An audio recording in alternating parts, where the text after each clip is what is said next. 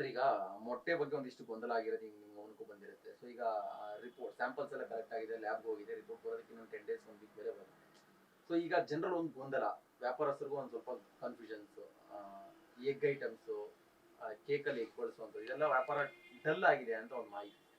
ಹೌದೌದು.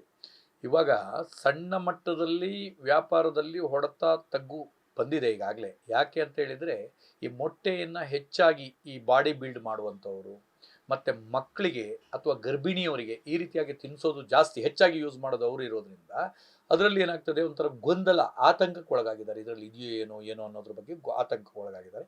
ಅದಲ್ಲದೆ ಈ ನಮ್ಮ ಸಣ್ಣ ಉದ್ದಿಮೆದಾರರು ಬೇಕ್ರಿ ಕಾಂಡಿಮೆಂಟ್ಸು ಇವರಲ್ಲೆಲ್ಲ ಏನು ಮಾಡ್ತಾರೆ ಅಂತ ಹೇಳಿದರೆ, ಎಗ್ ಪಪ್ಸ್ಗಳನ್ನು ಮಾರುವಂಥದ್ದು, ಮೊಟ್ಟೆಗಳನ್ನು ಮಾರುವಂಥದ್ದು, ಕೆಲವು ಆಮ್ಲೆಟ್ಗಳು ಮಾಡುವಂಥದ್ದು, ಎಗ್ ಬುರ್ಜಿ ಮಾಡುವಂಥದ್ದು, ಇದೆಲ್ಲ ಏನಾಗಿದೆ ಅಂತ ಹೇಳಿದರೆ ತಕ್ಕ ಮಟ್ಟಿಗೆ ಒಂದು ಸ್ವಲ್ಪ ಮಟ್ಟಿಗೆ ಒಂದು ಡೌನ್ ಕಾಣ್ತಾ ಇದೆ ವ್ಯಾಪಾರ. ಅದಲ್ಲದೆ ಈಗ ದೊಡ್ಡ ಹೊಡೆತ ಯಾವುದು ಅಂತ ಹೇಳಿದರೆ, ಈಗ ಕ್ರಿಸ್ಮಸ್ ಬರ್ತಾ ಇದೆ, ಅತಿ ಶೀಘ್ರದಲ್ಲಿದೆ ಈಗ ಕ್ರಿಸ್ಮಸ್ ಬರುವಾಗ ಈ ರೀತಿಯ ಗೊಂದಲ ಆಗಿರೋದು ಈ ಕೇಕ್ ಮಾಡೋರಿಗೆ ಬಹಳ ದೊಡ್ಡ ಹೊಡೆತ ಆಗ್ತದೆ. ಕೇಕು ಕಡಿಮೆ ಮಟ್ಟದಲ್ಲಿ ಸೇಲ್ ಆಗ್ತದೆ, ಇದು ಮಾತ್ರ ದೊಡ್ಡ ವ್ಯವಹಾರಸ್ಥರಿಗೆ ದೊಡ್ಡ ಮಟ್ಟದ ಹೊಡೆತ ಆಗ್ತದೆ. ಸರ್ಕಾರ ಶಾಂಪಲ್ ತಗೊಂಡಿದೆ ಎಲ್ಲ ನಿಜ, ಆದರೆ ಆದಷ್ಟು ಬೇಗ ಈ ಗೊಂದಲಕ್ಕೆ ಒಂದು ಪರಿಹಾರವನ್ನು ಸೂಚಿಸಬೇಕು.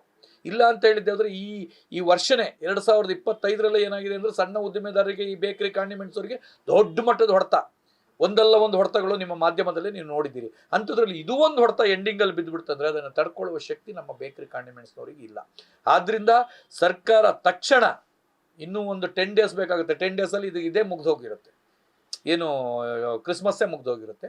ಸೊ ಅದಕ್ಕೆ ಅವಕಾಶವನ್ನು ಮಾಡಿಕೊಡ್ದೇನೆ ತಕ್ಷಣ ಇದರ ವರದಿಯನ್ನು ಜಾರಿ ಮಾಡಿಬಿಡ್ಬೇಕು. ಇದರಲ್ಲಿ ತೊಂದರೆ ಇದೆಯೋ, ಕ್ಯಾನ್ಸರ್ ಪೂರಕವಾದಂಥ ವಸ್ತು ಇದೆಯೋ ಅಥವಾ ಇಲ್ವೋ, ತಿನ್ನಬೇಕು ಅಥವಾ ಬೇಡವಾ ಅನ್ನೋದನ್ನು ಮಾನ್ಯ ಸಚಿವರು, ಆರೋಗ್ಯ ಸಚಿವರಾದಂಥ ದಿನೇಶ್ ಗುಂಡೂರಾವ್ ಅವರು ತಕ್ಷಣ ಇದನ್ನು ಮುತುವರ್ಜಿತೆ ವಹಿಸಿ ತಕ್ಷಣ ಒಂದು ಮಾಹಿತಿಯನ್ನು ಬಿಡುಗಡೆ ಮಾಡಬೇಕು ಸರ್ಕಾರ ಅಂತ ಬಿಟ್ಟು ನಾವು ಕೇಳ್ಕೊಳ್ತಾ ಇದ್ದೇವೆ.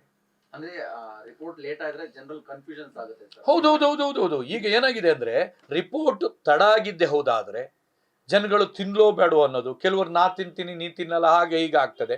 ಮತ್ತು ಮಾಡಿರೋಂಥ ಪ್ರತಿ ವರ್ಷ ನಾವು ಇಂತಿಷ್ಟು ಅಂತ ವಸ್ತುಗಳನ್ನು ತಯಾರು ಮಾಡ್ತೇವೆ.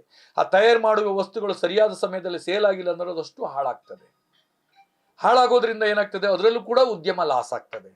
ಅಕಸ್ಮಾತ್ ತಿಂದಿದ್ದೇ ಹೋದಾದರೆ, ಅದರಲ್ಲಿ ಕ್ಯಾನ್ಸರ್ ಉತ್ಪನ್ನಗಳು ಇದ್ದಿದ್ದೇ ಹೋದಾದರೆ ಎಲ್ರಿಗೂ ಕ್ಯಾನ್ಸರ್ ಬರುತ್ತೆ.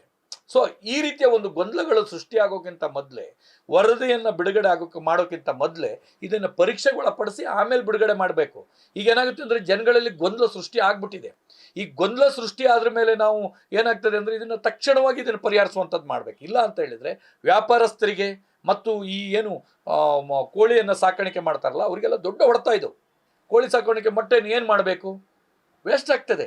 ಪ್ರತಿದಿನ ಇಷ್ಟು ಮೊಟ್ಟೆ ಅಂತ ಬಂದೇ ಬರುತ್ತೆ. ಇದೇನು ತಯಾರು ಮಾಡುವಂಥ ಉತ್ಪನ್ನ ಅಲ್ಲ, ಮೊಟ್ಟೆ ಬರುವಂಥದ್ದು ಸಹಜ. ಅದು ಇಟ್ಕೊಂಡು ಅವ್ರು ಏನಾದ್ರು ಮಿಕ್ಸ್ ಮಾಡಿ ಬೇರೆದು ಕೊಟ್ಟರೆ ಆವಾಗ ಅದರಿಂದ ಸಮಸ್ಯೆ ಕೂಡ ಆಗ್ತದೆ. ಅಂದರೆ ಹಳೆ ಮೊಟ್ಟೆ ಆದಂಗೂ ಅದಕ್ಕೆ ಸಮಸ್ಯೆ ಆಗ್ತದೆ. ಈಗ ಮೊಟ್ಟೆ ಉತ್ಪನ್ನ ಅನ್ನೋದು ಆಗ್ತಾ ಇರೋದು, ಅದನ್ನೇನು ತಡಿಲಿಕ್ಕೆ ಬರೋದಿಲ್ಲ. ಹಾಗಾಗಿ ಇದಕ್ಕೆ ತಕ್ಷಣವಾಗಿ ಇದಕ್ಕೆ ಒಂದು ಪರಿಹಾರವನ್ನು ಕಂಡುಹಿಡಿಬೇಕು. ಇದರಲ್ಲಿ ಕ್ಯಾನ್ಸರ್ ಪೂರಕವಾದ ವಸ್ತು ಇದೆಯೋ ಇಲ್ವೋ ಅನ್ನೋದನ್ನ ಸಾರ್ವಜನಿಕರಿಗೆ ಸರ್ಕಾರವೇ ತಕ್ಷಣ ತಿಳಿಸುವಂಥ ಕೆಲಸ ಮಾಡಬೇಕು. ಸರ್ ತಮ್ಮ ಹೆಸರು ಮತ್ತು ಪರಿಚಯ? ನಾನು Ravi Shetty Byndoor, Karnataka state labour council chairman. ಈ ಬೇಕರಿ ಕಾಂಡಿಮೆಂಟ್ಸ್ ಸಣ್ಣ ಉದ್ದಿಮೆದಾರರ ಪರವಾಗಿ ಸಮಿತಿಯನ್ನು ರಚನೆ ಮಾಡಿದ್ದೇವೆ. ನ್ಯೂಸ್ ಫಸ್ಟ್, ನಿರ್ಭೀತಿಯಿಂದ ನಿಮ್ಮ ಪರವಾಗಿ.